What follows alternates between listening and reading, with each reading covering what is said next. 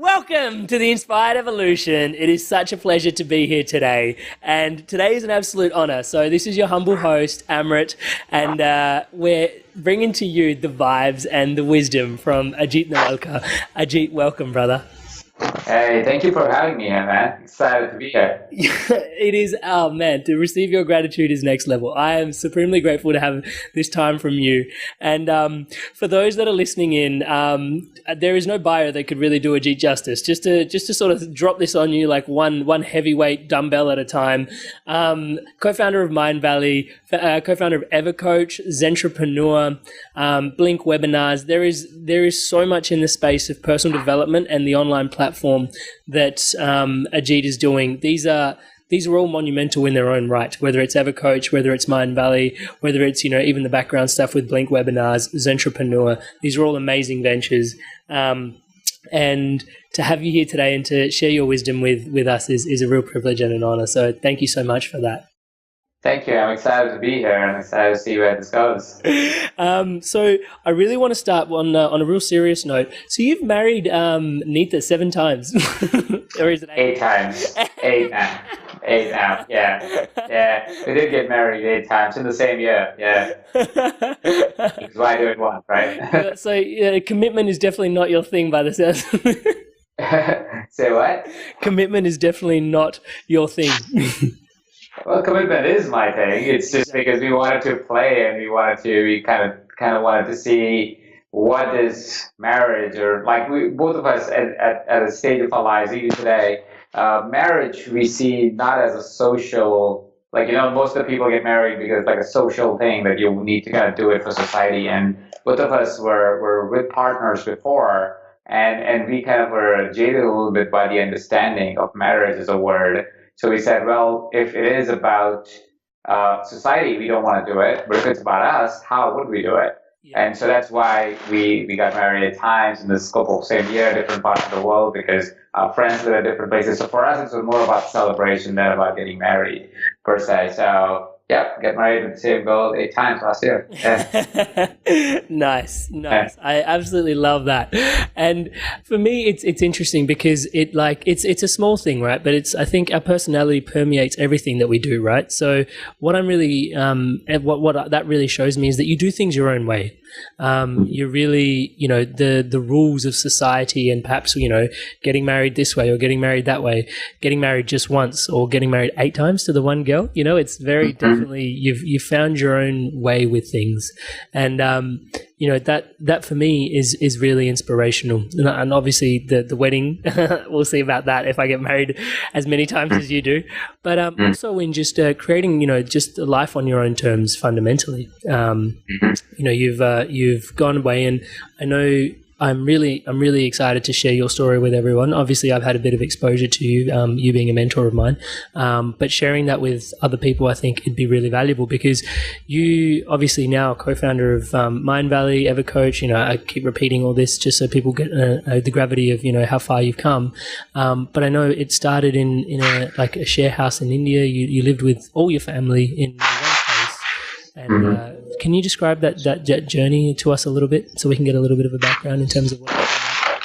Absolutely. So I was born and I grew up in a city called Jaipur in India, which is a little town. If you ever imagine India full of colors and palaces and people, that's Jaipur for you. It's full of palaces, very colorful, very warm city. It's one of those cities that you go and you embrace the food and the people. So I was fortunate to grow up in a city like that, but at the same point in time, my family and our family had very humble beginnings. Like we were humble, modest people, you could say. In a way, I kind of grew up in the streets of India in a way, where we would share a house with about 23 family members, and they're not like my immediate brothers and sisters. They were kind of like my cousins. So all the cousins, my parents' cousins, and my grandparents' brother, all of us lived in the same house. So we were a really, really big family. But the house wasn't as big as it was a family. So we didn't have the luxury of having your room or having your own private space or anything like that. If my room was my brother's room, was our living room, was our study room, was our playroom, and if guests came over, that was the guest room. So that's kind of where I grew up for the first 24 years of my life. That's where I lived until I started to do a little bit better with life, started to experiment a little bit. Even before that, I was experimenting, but it was more at a student level because I was too young to be going out doing business, or at least that's what I thought, at least at that time. So I joined a student organization. I got exposed to the world. I got exposed to possibilities. I found mentors and teachers and people who would guide me and leaders who would encourage me through my journey. And as the journey progressed, eventually I ended up first partnering up with a company that I was employed with, which is my first employers back in Jaipur. Started a company with them. Didn't really go very well for me. So in the sense, the company didn't really work out. We were not very successful in building that startup. But once we were done with that process, we said, okay, what is it that's the next step that I could take? What is it that was important to me? And one of the answers that came to me was through one of the employees I had at that startup who had moved on to Malaysia to join the student organization that I used to work with, and offered me opportunity to know about this cute little small company at that time called Mindvalley, who was operating out of a house with 15 employees. And so the person told me, hey, you should check out this company. It's very similar to the organization we used to work for, but it's a different country, it's a different vibe. Maybe that's what you need in life right now. I looked at Mindvalley, great place, seemed like a great place, completely not easy to understand at that time. It was like I didn't understand what the heck they used to do, but joined it as an intern it was a year-long internship, but once I started, I think rest is history. Now it's been almost a decade. In December this year, it'll be 10 years that I've been part of Mindvalley as the intern first, then as business manager, launch manager, marketing manager, CEO, co-founder of Mindvalley Teach, and that is also called Evercoach in many ways, and starting and selling many companies during this process. So it's been a long journey. Yeah. I love that journey. It's so inspirational.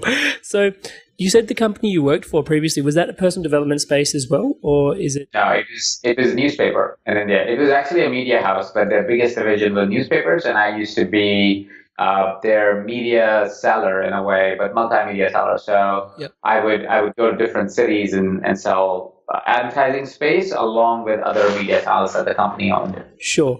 Because business is something that you excel at, which is, as people will tune into this conversation deeper and deeper, they'll come to realize.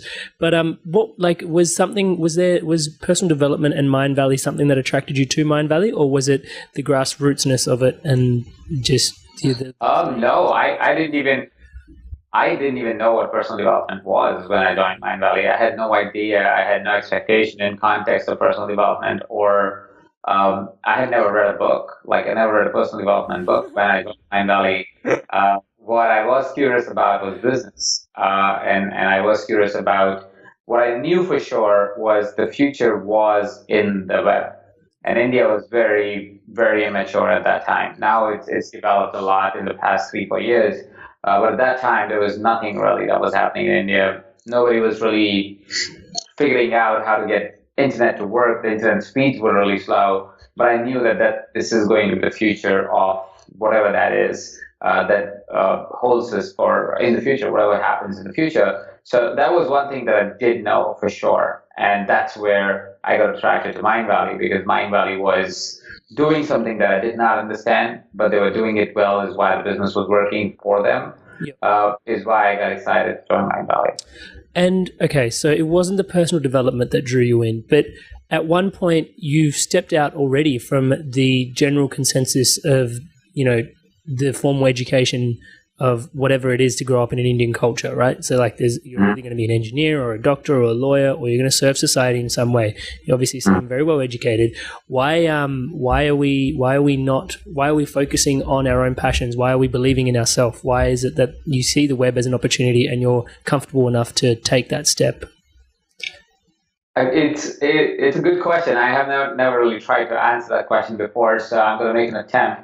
So I was expected to be an engineer, like most Indian people. You are expected, like you said, you want to be an accountant, an engineer, a doctor, or something like that, right? So I was training to be an engineer. In the high schools, we have to pick subjects in India. I don't know how it is everywhere else, but we have to pick subjects. My subjects were science, computer, and mathematics, which is the toughest subjects that you can get in combination, except if you switch it over with biology, which becomes even more harder. But usually these are the toughest combinations. And the reason why I took it is because I was mostly excited about computers. So what I really wanted to do was to become somebody that had something related to do with technology in my high school. And as I was going through that journey of learning, I realized as much as I love computers, I hate everything else that I have to learn that I don't see a relevance of. Like I didn't see a relevance of chemistry. I didn't see a relevance of physics in what I really wanted to do. I was like, I don't know why I'm learning all of this and why do I have to score really well in it. So then when I finished my high school, while training to do the entrance exams as engineers and so for engineering colleges and everything, I realized while studying for that is if I actually end up in one, I'll hate my life for the next 4 years. Because I do not like what I am studying, which means that if I have to get into this college, I have to study this. That means while I'm in the college, I have to study some variation of this. If I hate this, how can I love that, right? So I am fortunate that not my mother, but my father had always been encouraging in a way where he has said, that do what you like to do, and that's the only thing that you should care about. He's always shown confidence that we'll be okay in context of being able to make enough money that we'll get past. He's believed in that much. He never believed that where I've come this far, I don't think that was something that he expected or thought of. But what he did know that I'll be okay, whatever I'll do. Yeah. Right. So with that in mind, he was supportive of it. He said, listen, I don't know any better. What I can do is I can pay for education. I'll do everything that I can to pay for education, but know that your father is not very well off. He's not somebody who can, set you up, which happens a lot in India. The parents set up the kids. So at least in Indian culture, that's very prominent as a behavior. So that was his one thing that he said. It's like, I don't have the wealth to set you up, but what I can do is I'll do everything I can to fund your education as far as you want to go, and that's all I can do. So when I decided to step out of it, my mom was very disappointed because she wouldn't have an engineering kid or a kid who's an engineer. My dad was, as much as he was concerned, he wasn't disappointed or he didn't show any sign of disappointment or anything like that. And he just said, okay, do what you want to do. And I said, okay, so what's the thing that I think I would like to do? And that was media or business is what I grew most curious about. And that got me to move over to business studies. And that got me exposed to learning from this organization called ISEC, which is a student organization, which is another organization which constantly, between the age of 18 to 22, which was when I was in this organization, constantly fed me one thing, which is if you believe in yourself, you can make anything happen. You see, as a kid, again, coming from the background that I came from, I wasn't trained to be a leader. I wasn't trained to be successful or anything like that, or at least my conditioning at that time was like that. It was like, hey, it'll be hard for me to get past anywhere. And this organization kind of trains you for leadership in a way because it puts you into a leadership position at a really young age. And you can really experiment and try. I kept doing that, and so I had tremendous amount of self-confidence by the time I stepped out, in knowing that I'll be okay. I didn't know anything more. I didn't know where I will be or how it will be, but I did know that I will be okay. And so I learned through that process that it is up to us that we create our reality, and if it is up to us, then you win or you lose, both are yours. You become successful or you fail, it's both yours. Nobody else gets to own it. Nobody else should own it. It's the only person that determines this is you. So make the choices you feel are right, because you can't blame it later on anybody else, and nobody can claim it for you too. So if you do something that is extraordinary, that's 100% you. And if you just really not do anything, and that's okay too. There's nothing wrong with that. But at the same time, that's on you too. There is nobody else you can blame. That as well. Yeah. So I think that's where when I have to make decisions even today, I don't think about is it the right or the wrong decision. I think my question more is, does this feel right? And that's how I base my decisions. So I let my intuitive intelligence make the decision for me and decide from there versus my rational, logical side of brain to go, does it make sense? It's more about, do I feel right about it?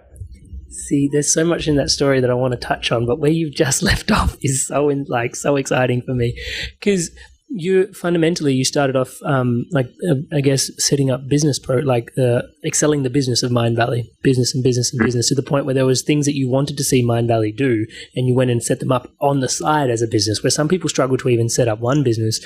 You're creating all these thriving businesses. They do so well that Mindvalley ends up having to acquire them themselves to facilitate their own personal growth as a company.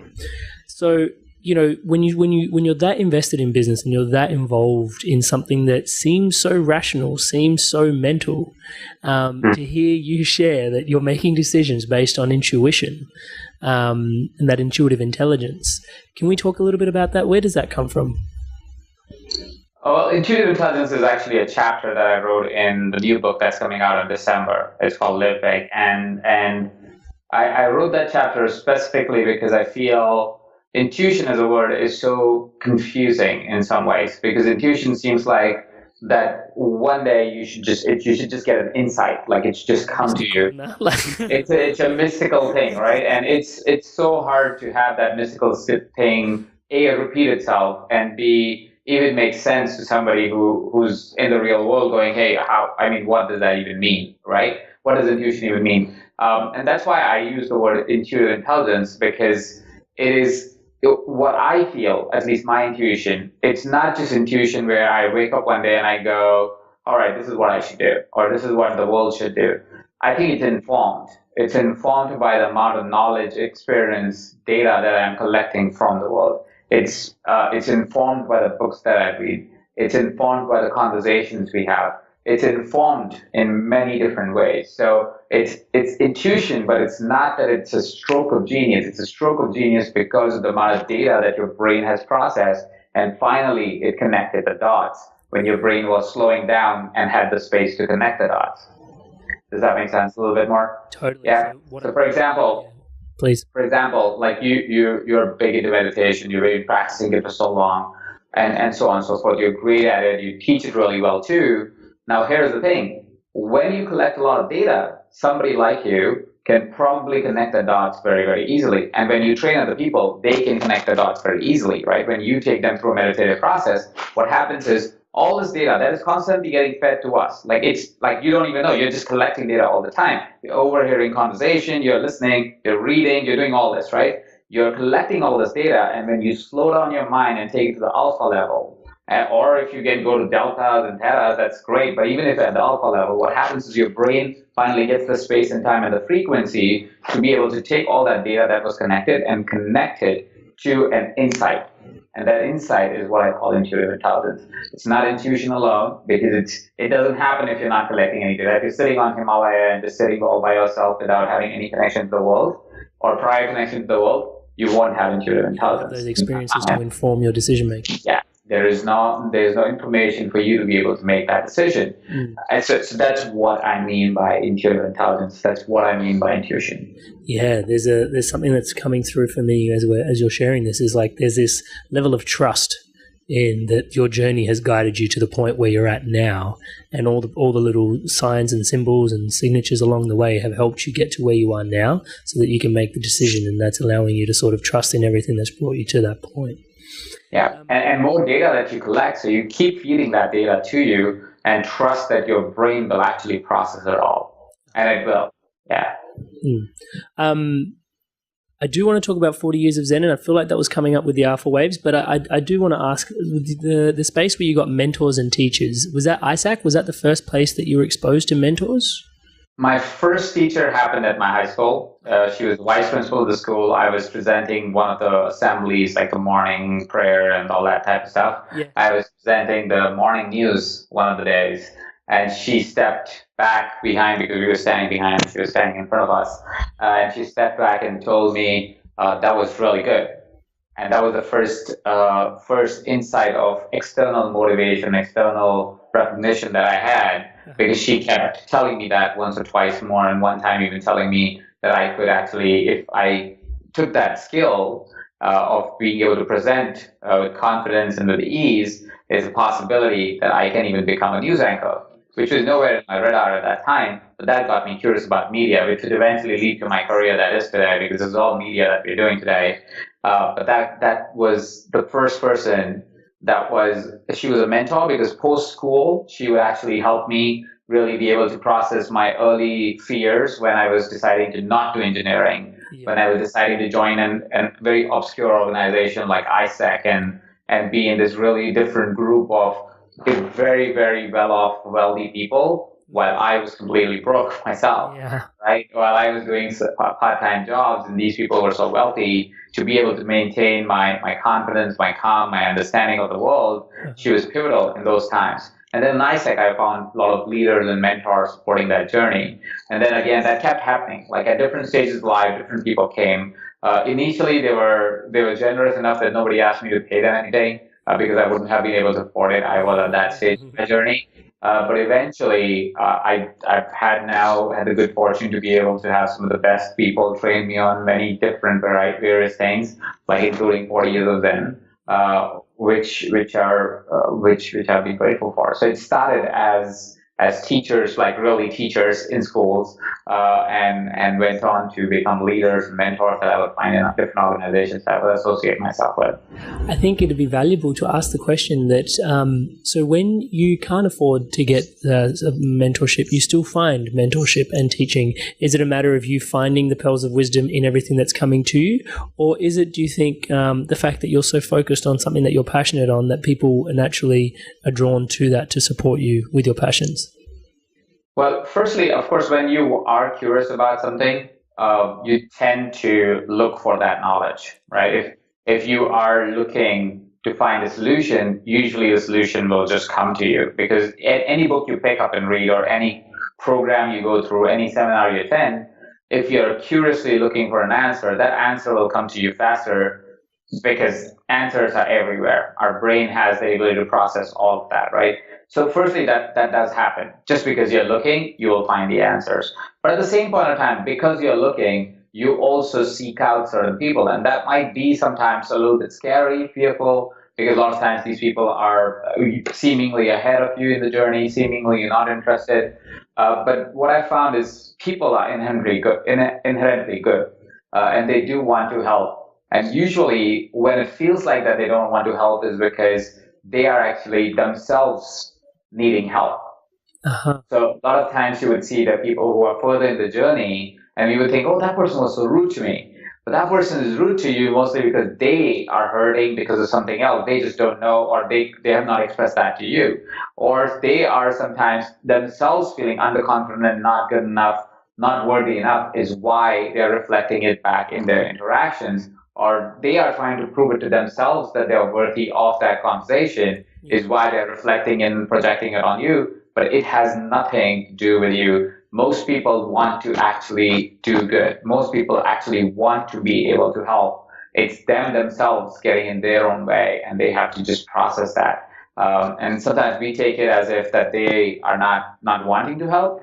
But what I have from what my experience has been, 90% of the world wants to help. 95% of the world wants to help. They're just having a hard time having their own journey. So you just have to have that understanding. Yeah, cool. So what I'm picking up is hurt people, which is a perfect segue, I think, into tuning into what I have come to really respect as your mantra, which is serve love. What does that mean to you, serve love? So there was about a year and a half ago now, almost 2 years now, a year and a half ago, what I did with my wife, Nita, is we said, if we were to live our values every day, if we were to live our greatest truth every day, if we were to really live in the place of how we experience life with each other, what would that look like? And what would that feel like?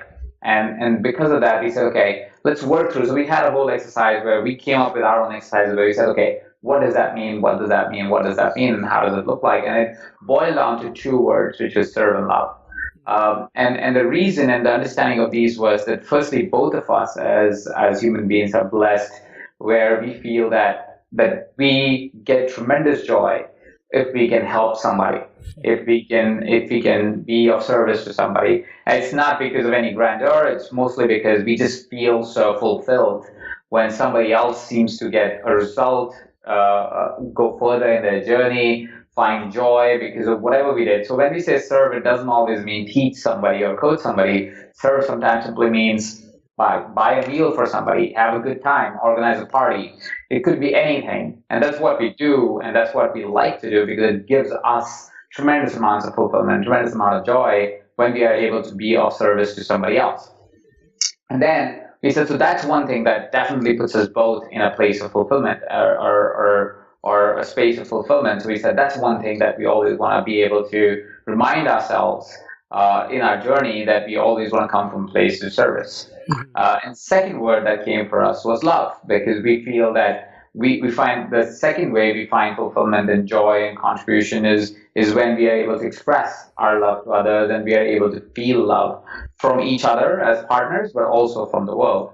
And so serve and love became our values, and it means many things at different levels, and it shows up in many ways at different levels, because it's not, we don't say, oh, love is only felt when something particular happens. Love is also when we just spend some great time with friends, just hanging out. We call that love because it's an expression of love to us. Or we are able to bring people together, or if we are able to just touch someone, massage someone with love and grace so they can feel empowered. Whatever that is, but that's what serve and love really means to us.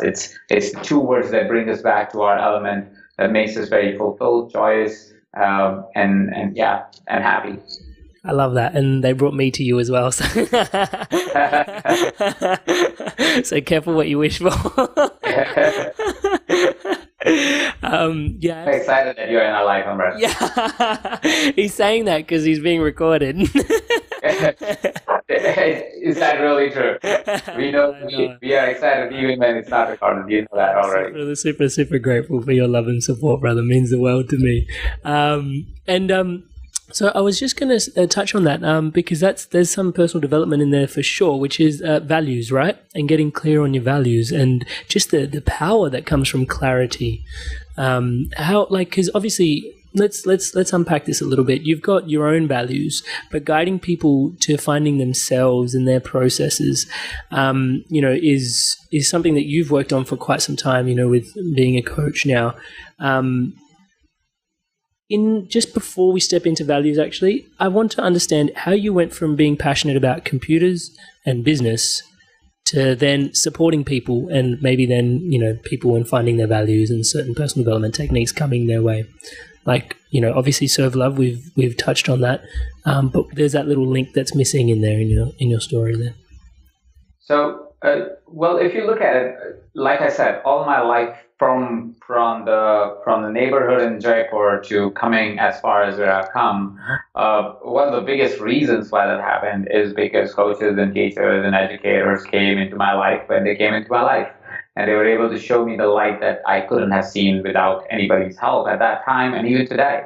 And because they were there for me, showing me, creating possibilities for me that were unreal in my own brain and my own mind, I realized one of the big reasons why I've come this far is them.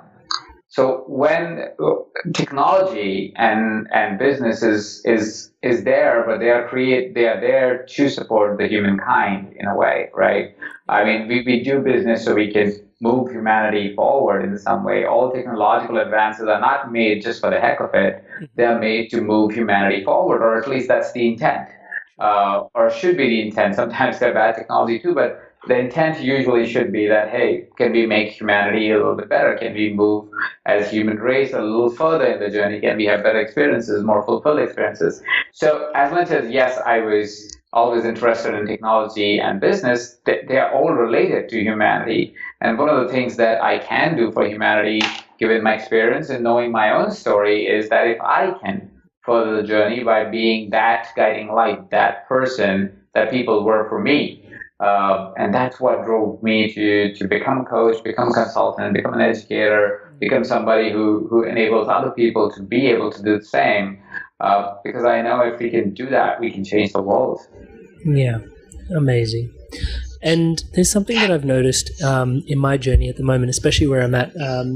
I've been noticing that there's a certain level of mastery that occurs in an individual when something that's helped them is now their responsibility, and they're instilling the seeds of that in other people.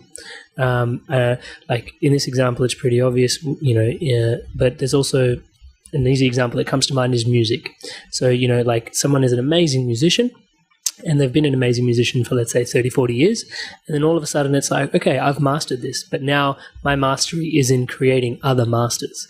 It says someone has a seed of light in other people so that they can then go and make their music and then guide and carry whatever music is for them on, similar to what you were saying about, getting to that point where you're sharing that onwards. So that level of mastery is definitely something we appreciate. And the book that you wrote with Nita, the book of coaching, I've got it here for people's reference.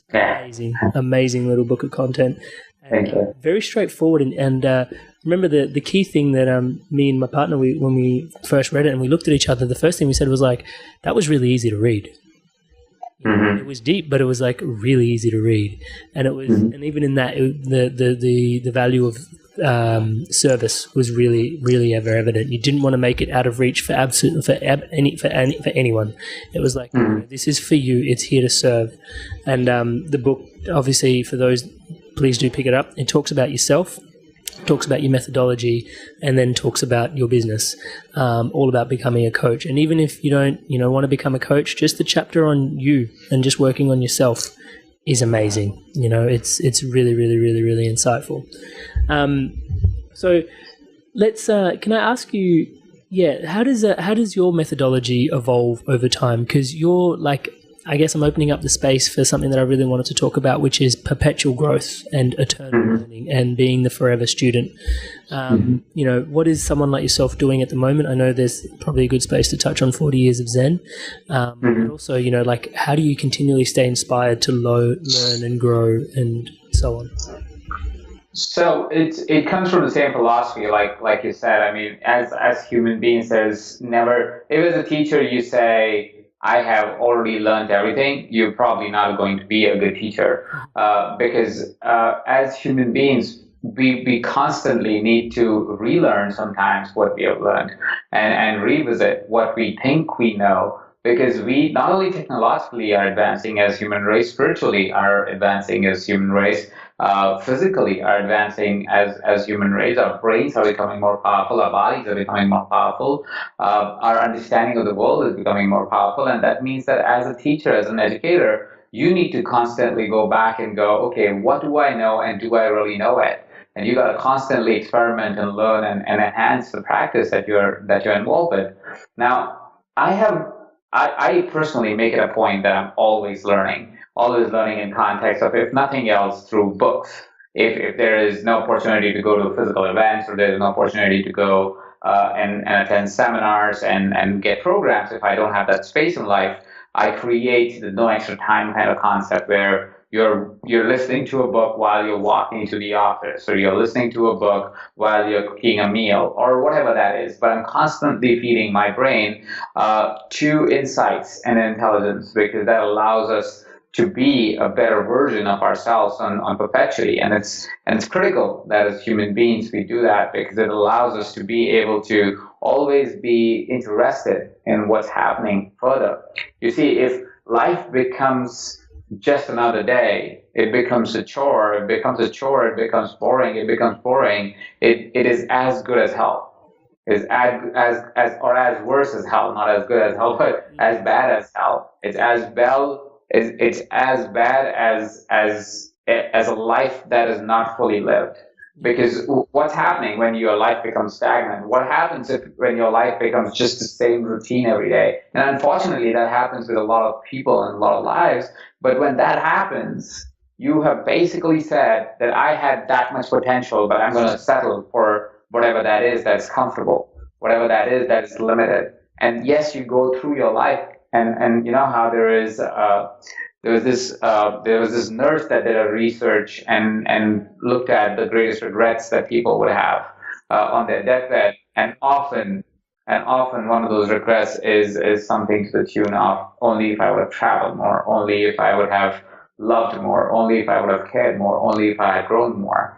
And that's something that's so easy to forget, but so vital to remember, and so vital to go back to and say, hey, why am I living? What's the purpose of all of this, right? And the purpose of all of this, one of the big purposes, in my opinion, is to continue to discover yourself. And the way to continue to discover yourself and continue to contribute to the world is to continue to learn. And that is why it's important and critical for us to constantly be curious about what is it that the world has to offer even more? What is it that intelligence has to offer even more? And so I constantly engage myself in learning as much as I can through programs, through seminars, through events. I'm always doing something, if nothing else, in books. And it's not aimless learning. It's all learning that is around areas I'm curious about. So if I would go curious about, hey, I'm curious about, can I enhance my ability to be in delta states where you're able to process or connect dots even more deeply through visions, or be in alpha state a lot more and faster, so I can be more powerful in my presentations and my teaching, in my learning, right? So I go to events like 40 Years of Zen. The curiosity got me to go to an event like that. The curiosity around different areas of business get me to go to business events, which I'm very frequent at. Curiosity of learning about human beings gets me to study about principles that are just common to human beings, understanding psychology, understanding language, understanding just how human beings work. All of that comes from the curiosity of asking the question, tell me, I would love to know a little bit more about this, right? And that this would be just driven by the curiosity in that topic. So that's kind of is my perspective on just learning. Amazing. I want to ask you a question that's come up for me was, do you have, maybe there is an answer, maybe there's not an answer. What was your most unique or memorable learning experience? It will be too hard to answer that question. I wouldn't be able to say this is the most memorable learning experience that I had, because it'll be wrong to, the top of mind, just because I've done it last week, literally, is 40 Years of Zen. But it would be unfair if I said that is the ultimate learning experience that I've had. AFES have been amazing. Tony Robbins events have been amazing. A lot of books have been profound to my life. So I wouldn't be able to say one particular experience has been the best experience of my life or the most profound experience of my life. Sometimes it's not even an experience around learning. Like, for example, I went to Burning Man last year. It was a great understanding of just how human beings can be amazing and creative and powerful in a desert. So, so it's too hard to put one experience there. I love it. So you're touching on this. So let's discuss books. Are there what is if there was one book that you had to recommend? Let's say not putting any pressure on you and Neither at the moment. But it was your son and he was an adolescent. Let's say mid-20s. If there was one book you had to recommend to him before he was starting out his journey, similar to the time when you were at ISAC, what book would you hand him? It would, him or her, it would really depend on what they're curious about. It would be very unfair for me to say, well, this would be the thing that would be perfect for them. It could range from, let's say, if they are somebody who really love connecting with people and want to go out there and are finding it hard to do that, I'll tell them read How to Win Friends and Influence People. If they're curious about business, there would be a different book. If they're curious about life, there will be a different book. So it really depends on the journey of the person. There would be no one book that can be a catch-all for somebody who's at that stage. If they want to start a business, it will be a different book. If they want to be a coach, it will be a different book. So it depends on the person. Yeah. I love how considered you are in your response. It's not just about you, it's actually about who you're serving. I love that. So if I'm suggesting somebody else, then I got to be considerate about that. So what is, are there business books that you do recommend? This is just purely for my own curiosity now. Are there business books that you recommend that people invest in? Is there one that... There are many, but I'm just trying to see which ones are sitting right next to my desk so I can tell you can pick these ones up. There's so many also right here. But there's a book that just came out. It's interesting for people who are especially creating a new business or trying to create a new habit. It's called Creating the Impossible It's by one of our authors called Michael Neal.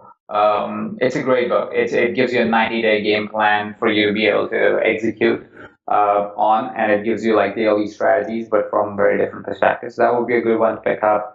You already have read Book of Coaching. That's a good one to pick up in context of coaching book. Another book for coaches that is an interesting one is called The Prosperous Coach. It's a good one to pick up, even as an audiobook. I just finished reading, because we have a program called Master Circle, and that we read a book every month together. So I just finished reading, and I can't remember. The name of the book is What If It Does Work Out? I like it. And the book is about how to make side hustle work. And I'm somebody who's always had a side hustle. I still have side hustles all the time. So that's a good one to pick up too. So again, books are things that I read maybe 2-3 books a month. So if you ever ask me for a suggestion, I'm always at loss of words, because the last one that I read is amazing. Like it was amazing. The previous one, Deep Work's amazing. Like I said, there will be so many originals is amazing. Originals is amazing to understand how to have original thought, or what original thought really means. There's so many. Awesome. It's beautiful, the amount of amazing stuff that's out there. So as we're sort of drawing into a close, I just want to discuss A-Fest and what it means to you. Just because I know you met Nita there, and it's a combination of just amazing experiences to grow, celebrate, enjoy, but learn at the same time. And I just personally have never been to one, and so now this is, I guess, time for Q&A for myself a little bit. But what is A-Fest and what does it mean to you? So I like to call A-Fest as a festival.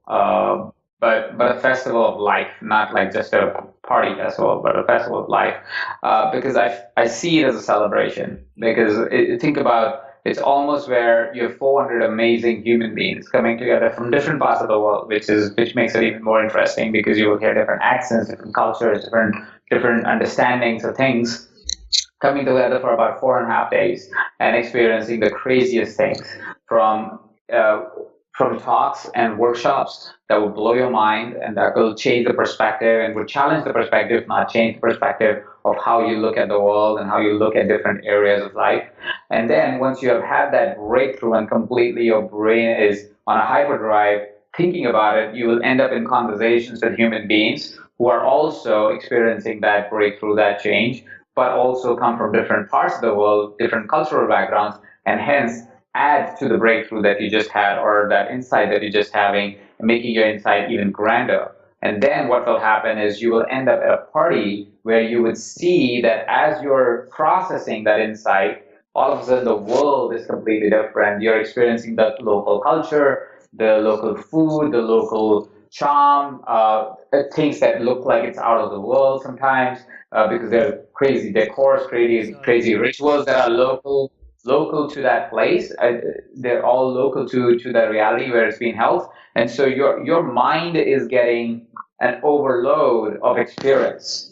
And if you're an introvert, it doesn't matter, because you just process it in a different way, but you're getting an overload of experience. So what happens in the 4 days that you're there, you've had so much juice and so much insight and so many friendships, because now everybody's going through the same ups and downs and here's and there's, and having all these experiences together creates tremendous amount of bond in just 3 or 4 days. Like it feels like you were there for a month, but you're there for 4 days.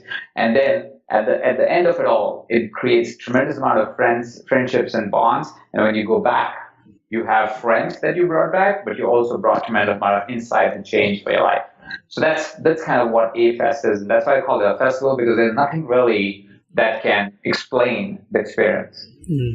And so you met Nita there, and I want to just as I'm wrapping up, just touch on like how much of a blessing it must be to have someone that is invested in a personal growth journey, and then committed to personally like growing and being able to come up with these exercises that you do together and sharing and supporting each other's vision side by side. Almost to ask you what she means to you is probably a bit loaded, but just the blessing of that journey. If we can reflect on that a little bit, just having someone that is a partner because often some people aren't blessed with relationships that people support, like their growth and their development. Absolutely. And I'm really, really blessed that Nita is someone who actually is at that frequency and has always been. Sometimes is at a frequency where I have to reevaluate everything that I am doing. And that's the best type of partnership, where I challenge her and she challenges me. It's not one way or another. It's both ways, and that's beautiful to have that. What I do believe, and I think I've learned this the hard way, or whatever way you want to call it, but that if there is one of the crucial things that we have in our lives is our relationships. Probably the most crucial thing that we have in our life is our relationships, and not only with our loved ones, with our friends, with our family, and so forth. With our loved ones, the most important, because of course we spend most of our time with them, and it's important that we care about those relationships. It's important that we understand the role of those relationships. And I didn't value it as much early on in my life. I valued more that my career is probably the most important thing. And that is the common mistake most people do, which is why they end up in relationships where they don't see those relationships as empowered. It's not because the relationships are not empowered. It's because you didn't care when you were getting into one. You didn't care when you realized that it's not the best one. You just got comfortable with it. Is why you end up in a relationship that's not serving you, and worse, when it doesn't serve you, it doesn't serve the other person. Both the individuals just become really comfortable, and hence the relationship becomes a comfortable relationship, but not the most progressive one. And I'm blessed that Nita is not like that. And we learned, both of us, through our past experiences, that we don't want to be in one where we are comfortable, and that is the matrix. We want to be in one where we are loved and we are loving, and that's our true measure of saying if that relationship is the best one or not. So for us at least, and that's our understanding of it. That's why we are always curious about it. That's why we are always trying different things in it, is because we want to keep it as exciting as it is today. And getting married 8 times. And for those that are listening, it's a blessing to see from the energy of Ajit and Nita, seeing 2 amazing individuals in their own right come together and really like create even more awesomeness than they possibly could by themselves, which is already overwhelming. It's really a blessing. So thank you for that. Thank you. Just to wrap it up, my final question, by no means my least question, is always it's esoteric in its nature, and you can answer it in any which way it seems fit. So beyond your human experience, beyond your story, beyond the name Ajit Nawalkha, who are you? I am a soul, like all of us are. We are a soul having a human experience. Just among like any other soul, I'm just another guy, another soul, and the guy and the girl, whatever gender a soul is, I have no idea. But I'm just a soul having the same experience as everybody else, and this body and this nature of things that have panned for me is the right one that it is for the journey that I'm having, and I'm excited and pumped about it, and hoping to experiencing it in all of entirety for the purpose of serving the universe as it serves me. Yes, I love that answer. Thank you, guys. Well, I'm going to have to wrap it up. So thank you so much again for your time here today, Ajit. Just the work you've done with Mindvalley, with Evercoach, with Zentrepreneur, even if it was just the book of coaching for me. You know, I know you wrote it in 8 days, but there was years and years and years that went into that before you actually wrote it. So just the dedication and the commitment, and, you know, the values of love and service. And, you know, we haven't touched on it, but humility is a big one as well. And like, I received so much from you and in the inspiration, and, you know, the webinars and Zentrepreneur, you know, the epic businesses that you've helped set up. I'm expressing gratitude for your inspiration. Thank you, Amrit. Doing that for all of us. And, you know, human life, I'm not sure if it's a journey or if it's just the eternal now or whatever it is. But I'm wishing you all the best on yours, as you know. And if there's any way we can be of support, we will be. For those that are listening in, I will ask Ajit what's the best way to get in touch with him. But just quickly, the book of coaching, as I pointed out before, a great piece of material. Please. Like I said, the first section of the book is all about you. So even if you're not looking to become a coach or help other people on their journey, it will help you on yours. And the book Live Big is on its way out sometime this year, and I can't wait to get my paws on it. So that's Ajit's blessings there. And if someone is curious to wanting to work with you, the website is probably a good touch point, no? Just go to evercoach.com. That's the best place to go and check out what we're up to. Perfect. Oh, Thank you so much for your time today, brother. All right, take care. You have a fantastic day. Bye. Much love.